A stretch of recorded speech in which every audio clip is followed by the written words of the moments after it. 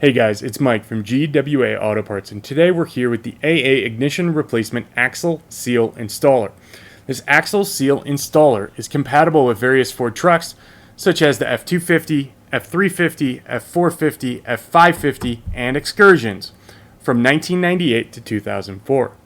This axle seal installer is a special tool which allows you to install and insert the axle seal shaft into your vehicle at the proper depth. What you do is you hit this side with a rubber mallet or hammer onto the wheel knuckle assembly.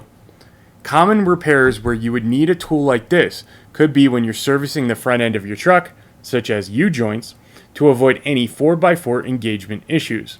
Installation without this can be very tricky, as the axle seal needs to be at a specific depth.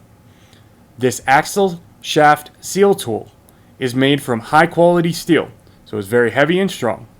Incorporates a handle with a smooth black finish for easy grip, and it has been manufactured with precision to seal your axle shaft every time.